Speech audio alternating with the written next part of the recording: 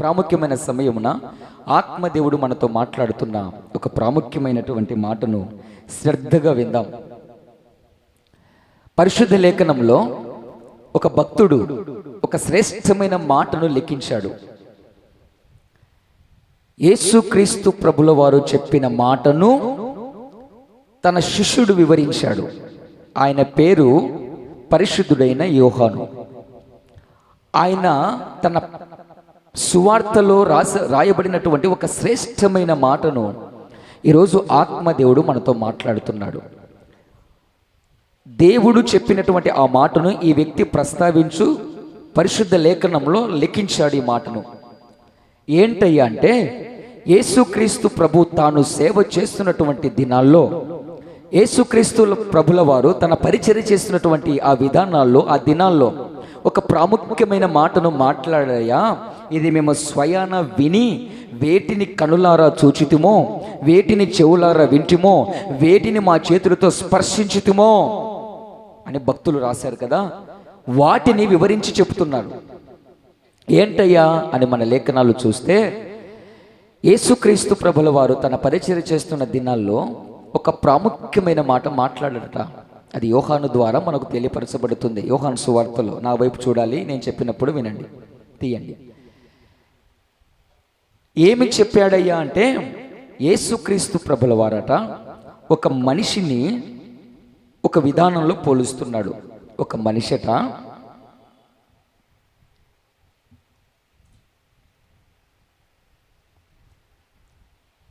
ఇది భూమి, ఇది ఆకాశం, ఈడు మనుషుడు.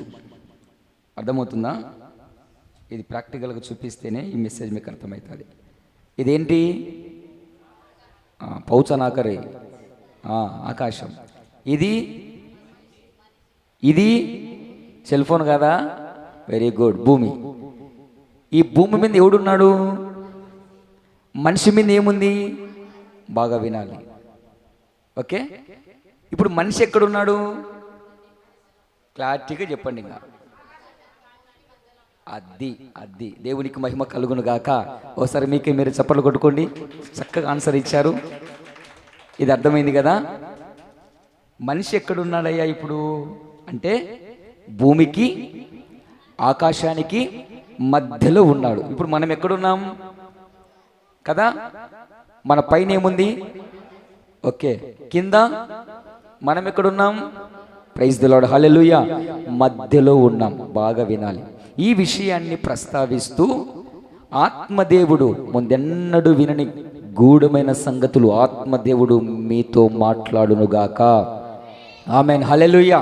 ఇప్పుడు మధ్యలో ఉన్నటువంటి మనిషితో యేసుక్రీస్తు ప్రభుల వారు పరిచర్య చేస్తున్న దినాల్లో ఒక ప్రాముఖ్యమైన మాట మాట్లాడాడు అని యోహాను గారు చెప్తున్నారు. అదే మాటలు పరిశుద్ధాత్మ దేవుడు ఈ రాకడ దినాల్లో మీతో మాట్లాడుతున్నాడు. వినండి జాగ్రత్తగా. ఇప్పుడు మానవుడు ఆకాశానికి భూమికి మధ్యలో ఉన్నాడట. ఈ మధ్యలో ఉన్నటువంటి మానవుణ్ణి, ఈ మధ్యలో ఉన్న మానవ జాతిని, ఈ మధ్యలో ఉన్నటువంటి సకల కోటి మానవ సంతతిని దేవుడు ఏం చేస్తున్నాడయ్య అంటే, యోహాను సువార్త 6వ అధ్యాయము 44వ వాక్యాన్ని చదువుకొని మనం ముందుకెళ్దాం. పరిశుద్ధుడైన యోహాను రాసినటువంటి సువార్త 6వ అధ్యాయము 44వ వాక్యం. బాగా వినాలి. నన్ను పంపిన తండ్రి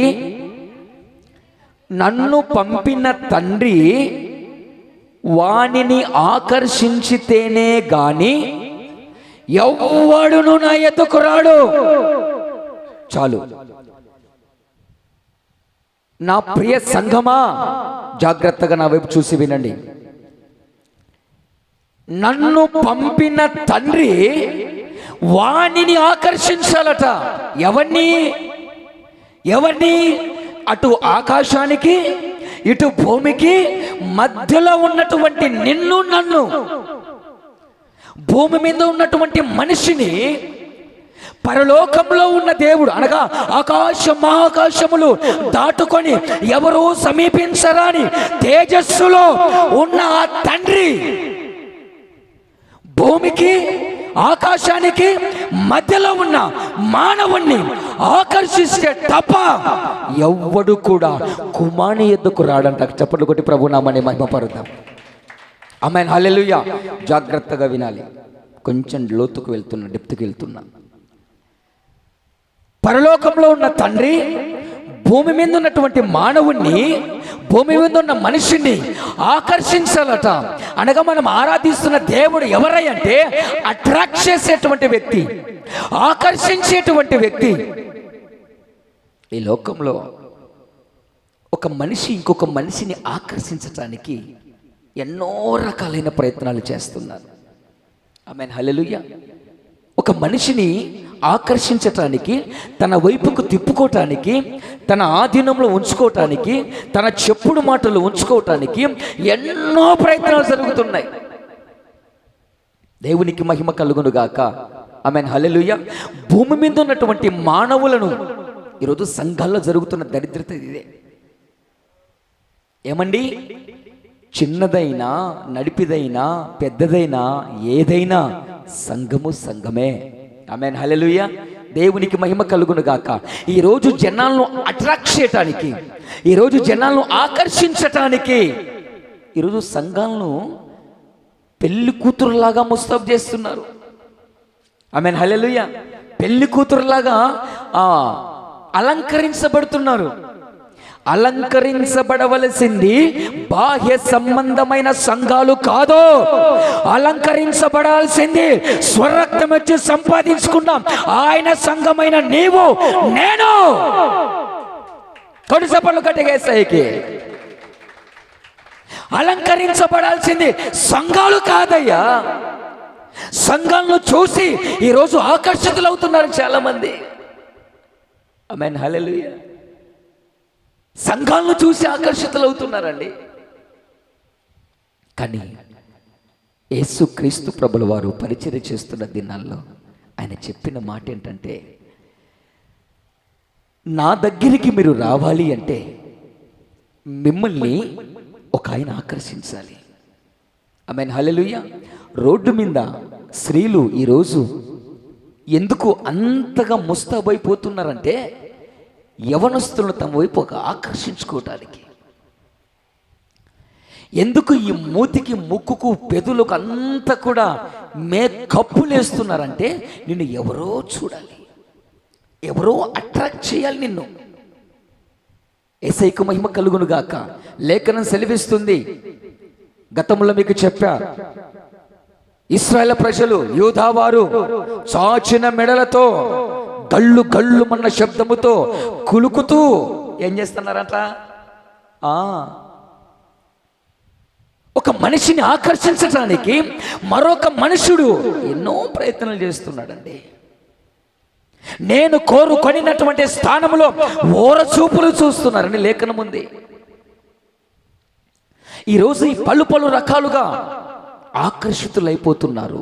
పలు పలు వాటికి ఒక డ్రెస్ ఆకర్షిస్తుంది, ఎంత ఖర్చైనా పర్వాలే అది తెచ్చుకొని శరీరం మీద వేసుకునేంత వరకు తృప్తి ఉండదు. ఎన్ని వేలన్నా కానీ ఆ చీర మీద కన్ను ఉన్నది బావా, నువ్వు సత్సవో బతుకుతావో.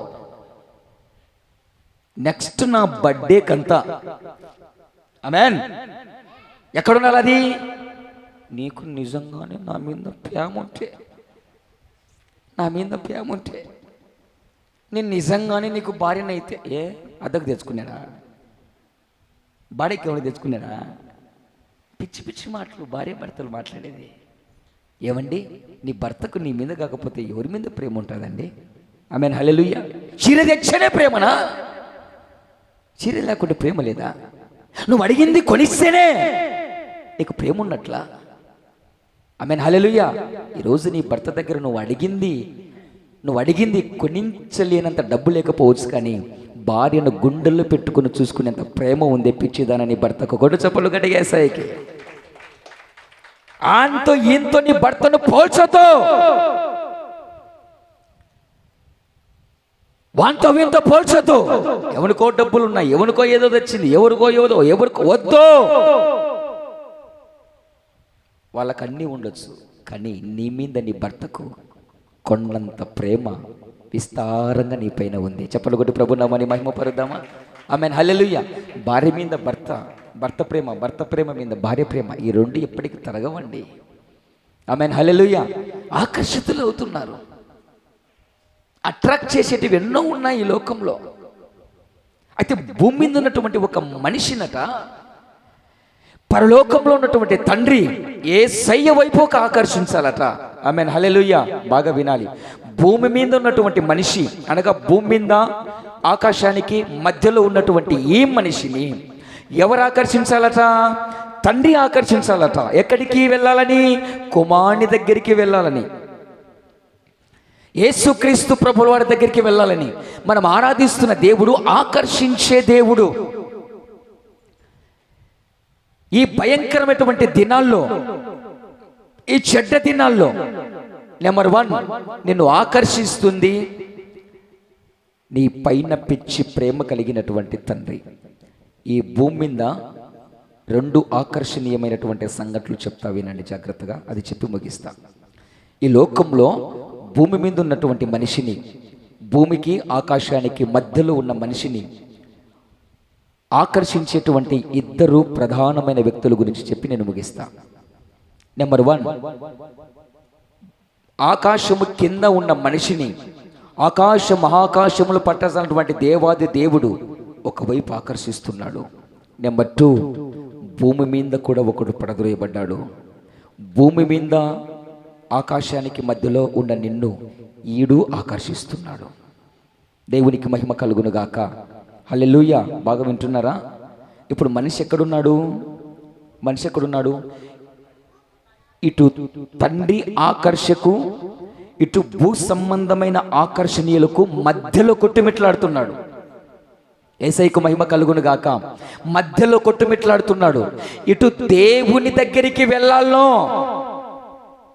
ఇటు భూ సంబంధమైన వాటితో తూగాల్లో మానవునికి అర్థము కావటం లేదు. మానవునికి పిచ్చెక్కిపోతుంది. ఒకవైపు తండ్రి ఆకర్షిస్తున్నాడు. ఎవరి వైపుకు? కుమారుని వైపుకు. ఒక్కసారి నా కుమారుని చేసిన త్యాగము, నా కుమారుడు పెట్టిన ప్రాణము, నా కుమారుడు నీ కొరకు చిందించిన రక్తాన్ని ఒక్కసారి చూడు అని పరలోకంలో ఉన్నటువంటి తండ్రి భూమి మీద ఉన్నటువంటి మనిషిని కుమారుని వైపుకు ఆకర్షిస్తున్నాడు. ఆమేన్, హల్లెలూయా. అదే భూమి మీద ఉన్న మనిషిని నిత్య నరకాగ్నిగుండానికి ఆహుతైపోయినటువంటి, పరలోకంలో స్థానం లేక పడద్రోయబడినటువంటి వాడు ఇదే మనిషి మీద కన్ను పడ్డాడు.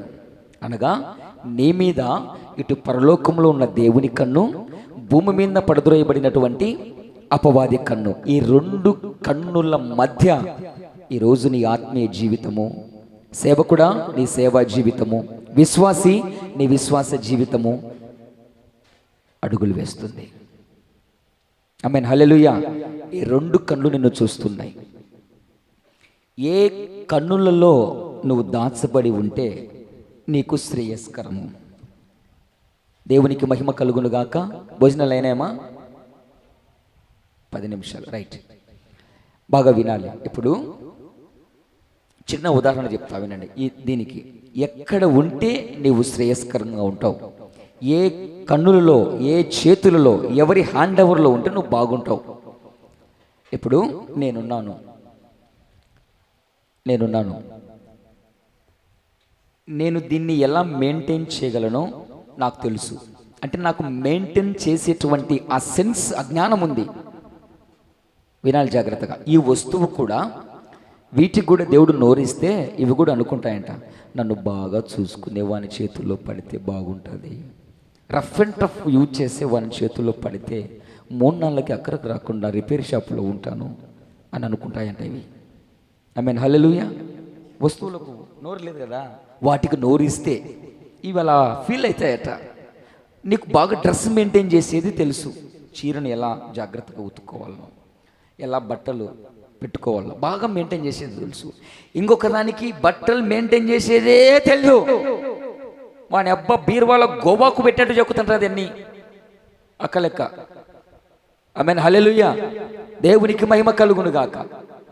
బట్టల్ని ఎలా చూసుకోవాలనో తెలుసు, వాటిని ఎలా మెయింటైన్ చేయాలనో తెలియని వారు ఉన్నారు. బాగా వినాలి. ఒకవేళ దేవుడు దీనికి నోరిస్తే, నీ చీరకో నీ డ్రెస్సుకో లేకపోతే ఈ మొబైల్కో దేవుడు నోరిస్తే, ఇవి ఎక్కడుండేటని కోరుకుంటాయి చెప్పండి, మీరు చెప్పండి. సరే, ఇది పక్కన పెట్టలే. నీకు ఇంకా పెళ్ళి కాలే, మీ అమ్మను లేకపోతే నీ మేనత్తను మేనమ్మ వచ్చి ఏమే నీకు ఎట్టటోడు కావాలా అని అడిగినాడు అనుకో. బావా మామా నాకా రోజు తాగిచ్చి నన్ను ఇష్టానుసారంగా తనటోడితే బాగుంటుంది మామ అని కోరుకుంటా. ఏమండి, కోరుకుంటావా? టయానికి కూడి పెట్టకుండా, అడిగింది ఇవ్వకుండా, నన్ను ఇష్టానుసారంగా రాసి రంపాన్ని పెట్టోడైతే నాకు వాడి ఆడున్నాడు పట్టుకుని రప్ప మమ్మ చేసుకుంటా అంటావా? అనవు. ఏం చేస్తావు? నీకంటూ ఒక ఆశ, ఆమె నీకంటూ ఒక కోరిక, నన్ను మంచిగా చూసుకోవాలి, నా కుటుంబంలో నా తల్లి తండ్రి లేని లోటు నా భర్త చూసుకోవాలి. కొడుదమని చెప్పలు గట్టిగా యేసయ్యకి. ఆమేన్, హల్లెలూయా. దేవునికి మహిమ కలుగును గాక. ఒకవేళ మొగలను అడిగినాను అనుకో, ఏం చేస్తాం? పాసిపోయిన బో పెట్టేది, పాసిపోయిన పనులది, ఇది వచ్చి బాగుంటుంది అనుకుంటారా? కాదు. వాళ్ళకంటూ కొన్ని ఆశలు ఉంటాయి. కుటుంబంలో తల్లి తండ్రి, ఇన్నాళ్ళు తల్లిదండ్రులు పంచుని పెరిగాను కదా, నా భార్య వచ్చిన తర్వాత నా తల్లి కంటే తండ్రి కంటే ఎక్కువగా ప్రేమించి వారి నుంచి నన్ను దూరం చేయకుండా ఉండేదైతే నాకు బాగుంటుంది కదా అని కోరుకోరా? చెప్పలు కొట్టి ప్రభునామాని మహిమపరుద్దామా? ఆమేన్, హల్లెలూయా. ఈరోజు ఎక్కడండి పెళ్ళైన వెంటనే మారు మాట మాట్లాడకుండా మనం కాపురం ఎక్కడ లేదు. పెళ్ళైన కొత్తలో ఒక వారానికే సచ్చగొడ్డు, యాదో ఒకదానికి లేనిపోని వ్యవహారాలు సృష్టించుకొని లేనిపోని మాటలు అదే క్రియేట్ చేసుకొని, ఏమి అట్టున్నావు మూతి తూర్పు పోయిందంటే, నన్న ఇదిగో మీ అమ్మతో చేయలేను కానీ ఏది వారానికే, పెళ్ళి వారం అయింది, పెళ్ళి నెల అయింది. ఏమర్థమైంది నీ అత్త నీకు? ఏమర్థమైంది? వారానికే చేయలేవు అత్తతో. నీ కాళ్ళకున్న పారాని ఆరిపోలేదేంగా, పెంచుకున్న గోరంట్లాకి ఎండిపోలేదే, ఇప్పటికే అత్తతో చేయలేమంటావా? సమాజం ఎటు వెళ్ళిపోతుందో చూడండి. అందుకే తల్లి తండ్రి పంచన్న లేని దాంపత్య జీవితాలు చూసుకోండి, చినిగిపోయినాయి. అదే పెద్దలు ఉన్నారనుకో, వాళ్ళ నడిపింపులో సాగే సంసార జీవితాలు వేరుంటాయండి. చెప్పలు కొట్టి ప్రభునామాని మహిమపడతాం. ఈరోజు అది ఇష్టం లేదు. ఈరోజు ట్రెండ్ మారింది కాబట్టి మేము కూడా మారుతాం. ఎవరేం చేస్తారు? దేవునికి మహిమ కలుగును గాక. ప్రియులారా, ఇలా ఒక్కొక్కరికి కొన్ని ఆశలు అనేటివి ఉంటాయి.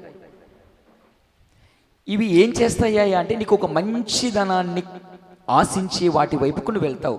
మంచిగా చూసుకునే భర్త కావాలని, మంచిగా చూసుకునే భార్య కావాలని, ఒకరినొకరు అర్థం చేసుకునేటువంటి ఒక మంచి కమ్యూనికేషన్ కలిగినటువంటి బంధము కావాలని ఆశపడతావు. అదే విధముగా భూమి మీద ఉన్నటువంటి మానవుడు ఈ రెండింటి మధ్య కన్ఫ్యూజ్ అయిపోతున్నాడు. భూమి మీద ఉంటేనా అన్నీ బాగానే ఉంటాయి, కోరింది తినొచ్చు, కోరింది తాగొచ్చు, అన్నీ బాగానే ఉంటాయి. కానీ ఎక్కడో ఒక మూలకు లోపల ఒక స్వరము, దేవునికి ద్రోహం చేస్తున్నావు, నిన్ను పుట్టించిన నీకు ద్రోహం చేస్తున్నావు, ఎక్కడో లోతున అది వినిపిస్తుంటే, దేవుని మాట వినుకుంటున్నానే. ఇటు చూస్తేనేమో భూమి మీద అన్నీ బాగానే ఉన్నాయి, ఇటు పర సంబంధంగా దేవుని వైపుకు చూస్తే ప్రార్థన, యేసయ్య కాడికి వచ్చి ప్రార్థన చేయాలన్నా, ఆదివారం మందిరం రావాలన్నా, వాక్యం ఏంటి చెప్తే అటు వినాలన్నా, క్రమంగా ఉండాలన్నా. భూమి మీదనేమో విచ్చలివిడి. ఆమేన్, హల్లెలూయా. భూమి మీదనేమో విచ్చలివిడి జీవితం. పైనున్న దేవుని ఆకర్షకు కిందున్నటువంటి అపవాది ఆకర్షకు ఈ రెండిటికి మధ్య ఒక మానవుడు ఈ విధంగా నలిగిపోతున్నాడని చెప్తున్నా. అర్థమవుతుందా? ఊరికి తలకెప్పుతున్నారా? ఈ రెండిటి మధ్య మానవుడు సతమతమైపోతున్నాడండి. దేవునికి మహిమ కలుగును గాక. ఆమేన్. అటు దేవుని మాట వింటేనేమో భూమి మీద కొన్ని వదిలిపెట్టుకోవాలి, నాకు నచ్చినవన్నీ వదిలిపెట్టుకోవాలి, ఇట్లుండాలా అట్లుండాలా, దేవునికి ఇష్టం వచ్చినట్లు ఉండాలా. అదే దేవుడు వద్దనుకున్నాను అనుకో, భూమి మీద నాకు నచ్చినట్లు, నాకు ఇష్టం వచ్చినట్లు, అనగా భూమి మీద పడద్రోయబడిన వానికి ఇష్టం వచ్చినట్లు ఉండొచ్చు అని భూమి మీద ఉన్నటువంటి మానవుడు అటు ఆకాశానికి అనగా దేవుని దగ్గరికి వెళ్ళాలో, ఇటు అపవాది మాట వినాల్లో అర్థము కాని అయోమయ పరిస్థితిలో ఈరోజు నా జీవితం ముందుకు కొనసాగబడుతూ ఉంది. అయితే నీకు అర్థం కాని ఒక విషయాన్ని పరిశుద్ధాత్మ దేవుడు చెప్తున్నాడు. నువ్వు ఎవరి చేతుల్లో ఉండటం మంచిది? ఇందాక చెప్పాను కదా, నీకు ఎటువంటి వాడు కావాలి, ఎటువంటి భార్య కావాలి, ఎటువంటి భర్త కావాలి, ఎటువంటి పిల్లలు కావాలి, ఎటువంటిది అంటే నువ్వు సెలెక్ట్ చేసుకుంటావు కదా.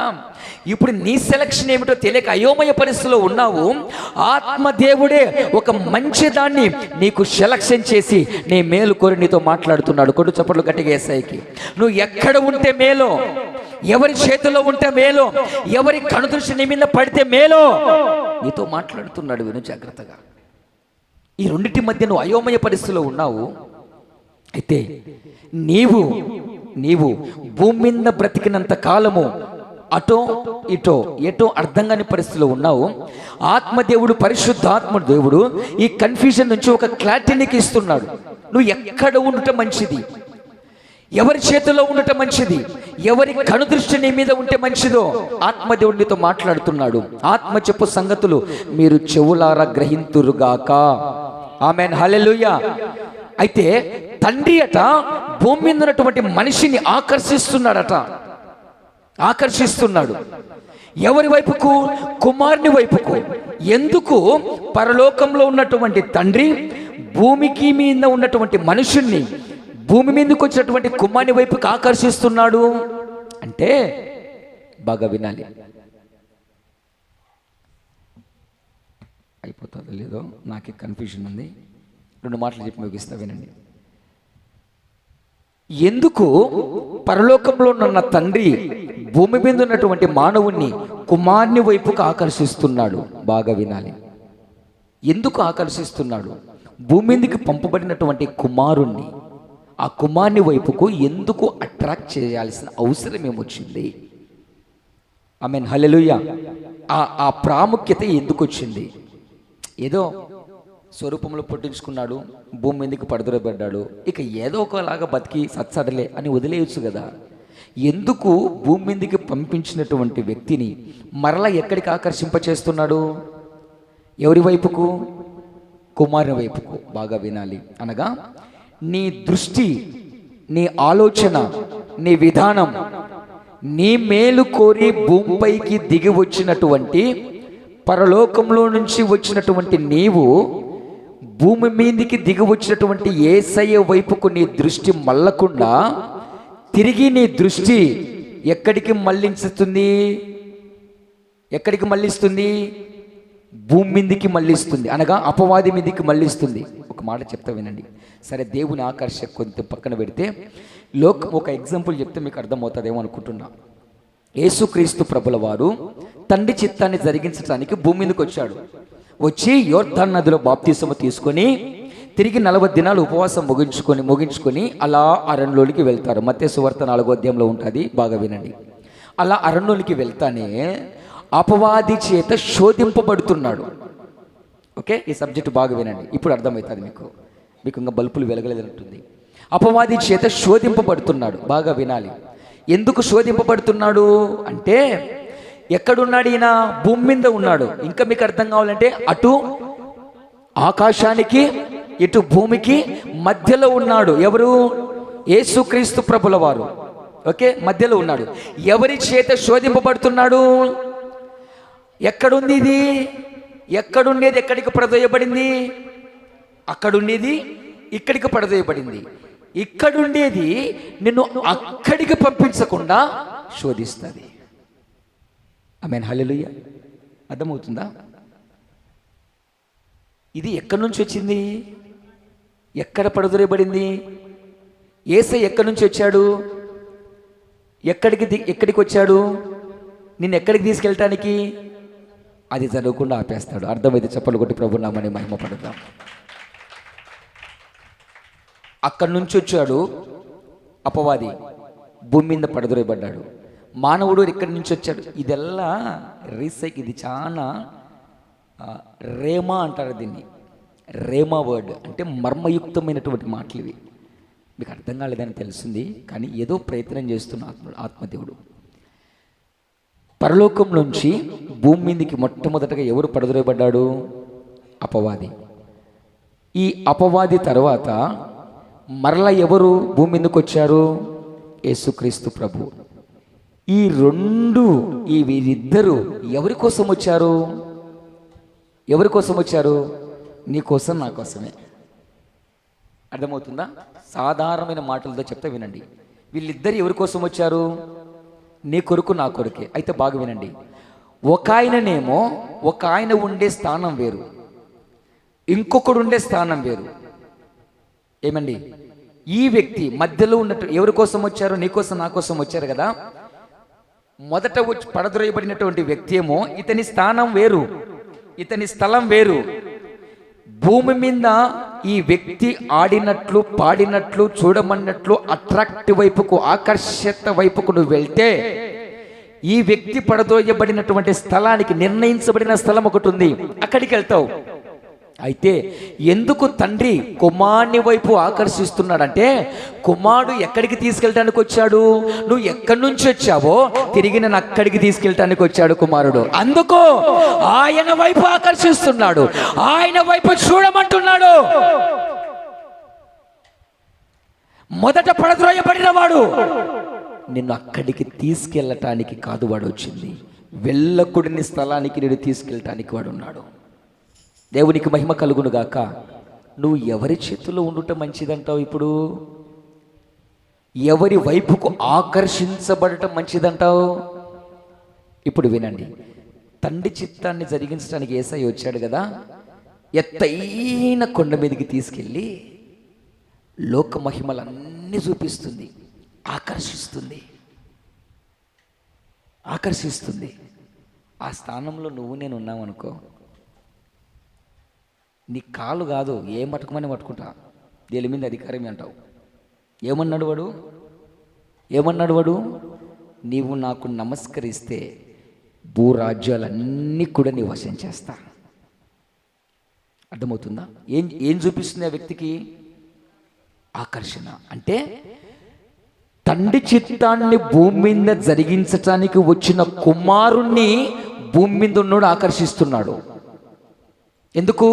ఆయన చిత్తము జరగకుండా ఉండాలి కనుక, భూమి మీద ఆయన బలియాగం జరగకుండా ఉండాలి కనుక యేసుక్రీస్తు వారి యొక్క దర్శనాన్ని డైవర్ట్ చేస్తున్నాడు, మళ్ళిస్తున్నాడు.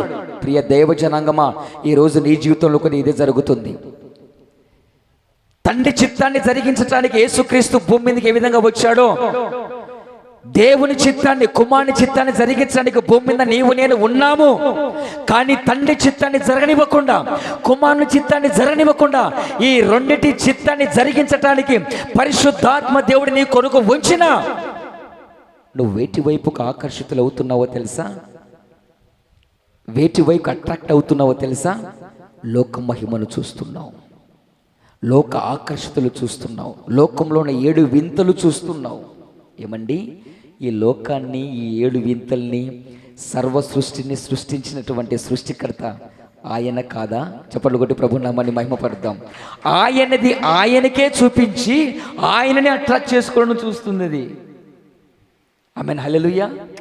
అందుకే వాడు ఎవడో తెలుసా? వాడికున్న పేరేడో తెలుసా? కుయుక్తిపరుడట. వాని కుయుక్తులు జుత్తుల మారి విధానాల్లో ఉంటాయి.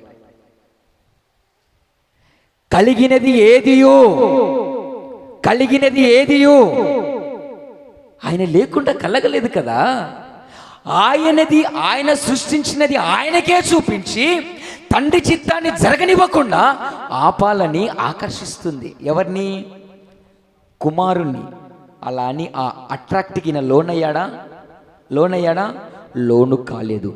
ఎందుకు తండ్రి కుమారుని ఆకర్షిస్తున్నాడంటే, భూమి మీదకు వచ్చినటువంటి కుమారుడు లోకంలో ఉన్న అపవాది ఎంత ఆకర్షించినా ఎలా ఆకర్షింపబడలేదో, ఆమేన్, భూమికి ఆకాశానికి మధ్యలో ఉన్న నీవు కూడా తండ్రి చిత్తాన్ని జరగనివ్వకుండా, ఆయన చెప్పినట్లు విననివ్వకుండా, ప్రార్థన చేయనివ్వకుండా, మందిరాలకు రానివ్వకుండా, వాక్యానుసారమైన బ్రతకనివ్వకుండా లోకంలో ఎన్నో రకాలుగా ఆకర్షిస్తుంది.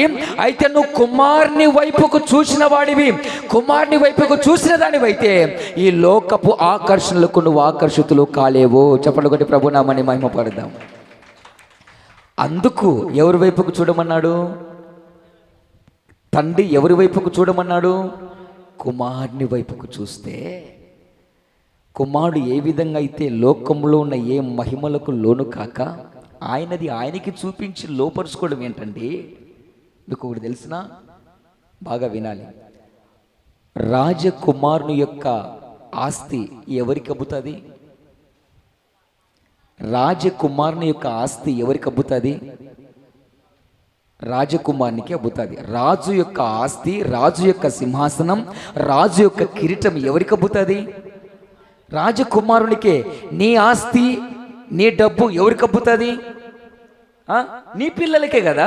ఆమేన్, హల్లెలూయా. మనము యాజకులము, ఏర్పరచబడిన వాడిన రాజవంశములు ఉన్నాము కనుక ఆయన యావదాస్తి నీదే కదా. కొడు చెప్పండి గట్టిగా యేసయ్యకి. ఈరోజు అపవాది నీ దాన్ని నీకు చూపిస్తే నిన్ను అట్రాక్ట్ చేస్తుంది. ఆమేన్, హల్లెలూయా. నీ దాన్ని నీకు చూపి, అది నీది, నీ తండ్రిది, నీదే కదా. నా తండ్రి ఆస్తి ఎవరికి? నాకే కదా.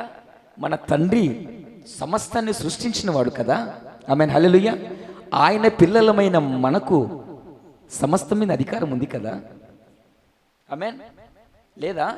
లేదంటే లేదే, ఉంది అంటే ఉంది. ఆయన ఇప్పుడు రాజు యొక్క ఆస్తి ఎవరికి అని చెప్పాను? అతని కుమారునికే. ఆ సింహాసనం, రాజ్యం అంతా ఆ వ్యక్తికే. ఓకే, ఆయన పిల్లలమైన కలిగినది ఏది కూడా కలగలేదు కదా. ఆయన ద్వారా కలిగింది, ఆయన ద్వారా సృష్టించబడింది, ఆయన ద్వారా వచ్చినది ఆయన మాట విన్న పిల్లలకే కదా అంతా. ఆమేన్, హల్లెలూయా. ఆయన పిల్లలకే కదా. ఆయన పిల్లలకి ఇవ్వకపోతే పక్కోళ్ళకి ఇస్తాడా? ఇవ్వడు కదా. నీ పిల్లలకు కూడబెట్టుకునేది నీ పిల్లలకే ఇస్తావు, పక్కోళ్ళ పిల్లలకి ఎవరికైనా ఇస్తావా? ఆమేన్, హల్లెలూయా.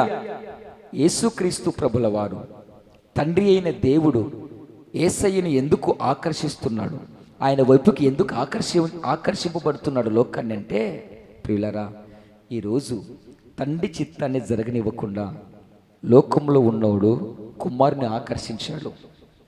ఆయన చిత్తాన్ని జరగనివ్వకుండా ఈరోజు నిన్ను నన్ను కూడా అదే విధంగా ఆకర్షిస్తున్నాడు. డబ్బును చూపిస్తున్నాడు, పదవును చూపిస్తున్నాడు, ఉద్యోగాలు చూపిస్తున్నాడు.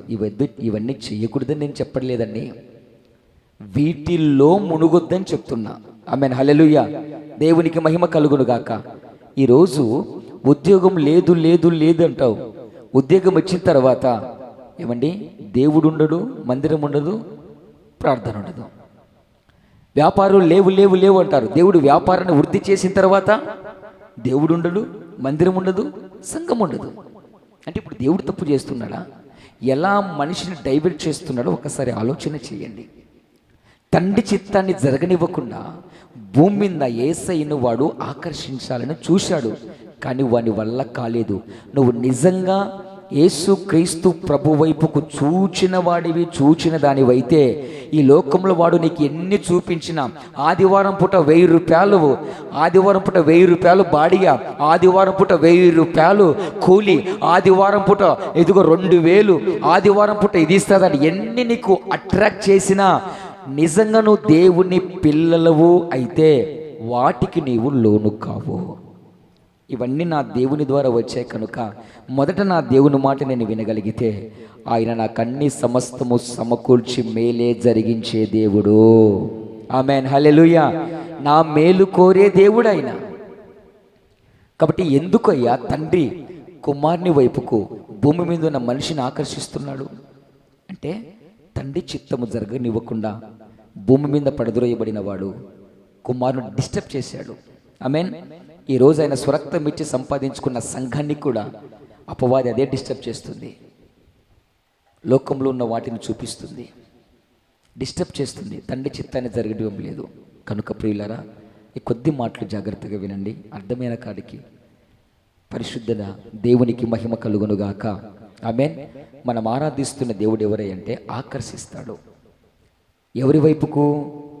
కుమారుని వైపుకు. ఎందుకు కుమారుని వైపుకు ఆకర్షిస్తాడు అంటే, కుమారుడు ఎందుకు వచ్చాడయ్య అంటే, భూమికి ఆకాశానికి మధ్యలో ఉన్న మనిషిని తిరిగి తండ్రి దగ్గరికి తీసుకెళ్ళటానికి. యేసుక్రీస్తు ప్రభువుల కంటే ముందు ఒకడు ప్రద్రోయబడ్డాడు. వీడు కూడా ఆకర్షిస్తున్నాడు నిన్ను. కానీ వీడు రూట్ ఏంటి? వీడెక్కడికి తీసుకెళ్తాడు నిన్ను? వెళ్ళకూడనటువంటి స్థలం ఒకటి ఉంది, వానికి నిర్ణయించబడిన స్థలం ఒకటి ఉంది. ఆమేన్. అక్కడికి తీసుకెళ్తాడు. ఇప్పుడు యేసయ్య వైపుకు చూసి యేసయ్య మాట విని తండ్రి ఆకర్షిస్తున్నాడు నిన్ను. యేసయ్యతో ఏకమై తండ్రి దగ్గరికి వెళ్తావా? భూమి మీద ఒకడు ఆకర్షిస్తున్నాడు, భూమి మీద నీకు లేనిపోనివన్నీ చూపిస్తున్నాడు. వీని మాట విని నిత్యమైన మహిమను పోగొట్టుకొని భూమి మీద ఉన్నవాడితో ఏకమై నిత్య నరకాగ్ని గుండానికి వెళ్తావా? నిర్ణయం నీదే, నిర్ణయం నీదే. యేసయ్య వైపుకు చూస్తే నేను అక్కడికి తీసుకెళ్తాడట. భూమి మీద అక్కడికి యేసయ్యని వెళ్ళనివ్వకుండా, ఆయన బలియాగం జరగనివ్వకుండా భూమి మీద పడదొరయబడినవాడు ఆకర్షించాడు. లోక మహిమనంతా చూపించి ఈరోజు నువ్వు కూడా మహిమ చూసి బోల్ట పడిపోతున్నావు. 4 రూపాయల డబ్బులు వస్తే, పదవులు వస్తే, ఆస్తులు వస్తే, అంతస్తులు వస్తే ఇక ఇదే నీకు పరలోకం అయిపోయింది, ఇదే నీకు వైభవం అయిపోయింది. కాదు కాదు కాదు. దీని తర్వాత నిత్యత్వం అనేది ఒకటి ఉంది. నువ్వు అక్కడికి వెళ్తావో దీన్ని చూసుకుంటూ ఈ లోకపు ఆకర్షితులకు లోనై దేవుని మహిమను పోగొట్టుకుంటావో నిర్ణయం నీదే. అందుకే ఒక భక్తుడు పాటలు రాశాడు. లోక మహిమ చూడక నీ జాడలు వీడక. ఆమేన్. హల్లెలూయా. దేన్ని చూస్తావు? పరలోక రాజ్యానికి తీసుకుని వెళ్ళే యేసయ్య వైపుకు నువ్వు చూస్తావా? ఆయన వైపుకు నువ్వు ఆకర్షింపబడతావా? నీ కొరకు చిందించబడినటువంటి ఆ నిండు యవన కాలపు రక్తాన్ని చిందించిన యేసయ్య వైపుకు, ఆ సిలువ వైపు చూస్తావా? లోక మహిమ వైపుకు ఆకర్షితులవుతావా? ఈరోజు యేసయ్య వైపుకు చూసి ఆయన వైపుకు అట్రాక్ట్ అయ్యే వాళ్ళు తక్కువ మంది అయిపోతున్నారండి. అపవాది వాడు చూపించేటువంటి వాటి వైపుకు ఆకర్షితులయ్యే వాళ్ళు ఎక్కువైపోతున్నారండి. ప్రార్థన ఏంది, ఎప్పుడు ప్రార్థన, అది ఇది అంటావు. ఒకసారి ఇట్లా చూడు, ఒకసారి ఎంజాయ్ చూడు ఎట్లుంటుందో, ఒకసారి మాతో తిరిగి చూడు ఎట్లుంటుందో, ఒకసారి ఈ లోకపు ఎంజాయ్మెంట్, లోక మహిమ చూడు. ఆ హంగులు, ఆ రంగులు, ఆ బొంగులు, ఇవన్నీ చూడు ఒకసారి. ఇంత ఎంజాయ్మెంట్ పోగొట్టుకొని, ఇంత నేత్రానందం పోగొట్టుకొని ఎందుకు ఇచ్చాడు అనుకున్నావు ఈ లైఫ్ను? దేవుడు ఎందుకు ఇచ్చాడు? అనుభవించటానికి అని మానవుడు తనను తాను మోసపుచ్చుకుంటున్నాడు. హల్లెలూయా. కాబట్టి మోసపోయే పరిస్థితిలో ఉండొద్దు. తండ్రి భూమి మీద ఉన్నటువంటి మనుషునికి, భూమికి ఆకాశానికి మధ్యలో ఉన్న మనుషుల్ని ఆకర్షిస్తున్నాడు. తండ్రి వైపు, కుమారుని వైపుకు చూడు. ఒక్కసారి కుమారుని వైపుకు చూడు. ఆయన వైపు చూస్తే ఇక ఈ లోకంలో ఎన్ని నిన్ను అట్రాక్ట్ చేసినా వాటిని పెంటగా ఎంచుకుంటావు. నువ్వు కొట్టు చప్పట్లు గట్టిగా యేసయ్యకి. పౌలు జీవితంలో జరిగింది అదే. సబ్జెక్టు చాలా ఉంది, సాలుగా. పౌలు ఎవరి వైపుకు చూశాడు? గొప్ప అధిపతి, మంచి తత్వ, మంచి జ్ఞాని, మంచి పలుకుబడి ఉన్న వ్యక్తి. ఆమేన్. హల్లెలూయా. ఎవరి వైపుకు చూశాడు? కుమారుని వైపుకు చూశాడు. అలా చూడటానికి కారకులు ఎవరు? తండ్రి అయిన దేవుడు. తండ్రి అయిన దేవుడు పౌలును కుమారి వైపుకు ఆకర్షించాడు. ఆమేన్. హల్లెలూయా. ఇక లోకంలో ఉన్నవన్నీ పెంటగా ఎంచి పడేశాడండి. దేవునికి మహిమ కలుగును గాక. ఆమేన్. కనుక ఈరోజు పరిశుద్ధ లేఖనంలో ఆత్మదేవుడు మనతో మాట్లాడుతున్న మాట, నిన్ను ఆకర్షిస్తున్నాడు. నువ్వు ఎక్కడి నుంచి వచ్చావో నేను అక్కడికి తీసుకెళ్ళటానికి. భూమి మీద ఇంకొకడు ఆకర్షిస్తున్నాడు, నువ్వు అక్కడికి వెళ్ళకుండా వాని దగ్గరికి తీసుకెళ్ళటానికి. ఈ రెండిటి మధ్య మనిషి కన్ఫ్యూజ్ అయిపోతున్నాడు. ఎవరి చేతుల్లో ఉంటావో, ఎవరి మాటలు వింటావో. నీకు క్షేమకరమైన మాటలు ఆత్మదేవుడు మాట్లాడాడు కనుక ఈ కొద్ది మాటలు పరిశుద్ధ ఆత్మదేవుడు మనందరి వినికిడిలో పదిలపరచునుగాక. తండ్రి కుమారుని వైపుకు ఆకర్షిస్తున్నాడు. మనము ఆయన త్యాగం వైపుకు, ఆయన మరణ జనన పునరుద్ధాన రాకడ వరకు మనం ఆకర్షితులమైతే లోకంలో దేని మీద నువ్వు ఎక్కువ మమకారం పెంచుకోవండి, దేని మీద మమకారం పెంచుకో. కాబట్టి తండ్రి మనల్ని ఆకర్షిస్తున్నాడు, మన మేలు కోరి కుమారుని వైపుకు చూద్దాం. లోకాన్ని పెంటగా ఎంచుకుందాం. మనం ఎక్కడి నుంచి వచ్చామో తిరిగి అక్కడికి చేరుదాం. అట్టి కృప పరిశుద్ధ ఆత్మదేవుడు మనకు దయచేయునుగాక. ఆమేన్. హల్లెలూయా. మోకరించి ప్రార్థన చేసుకుందాం.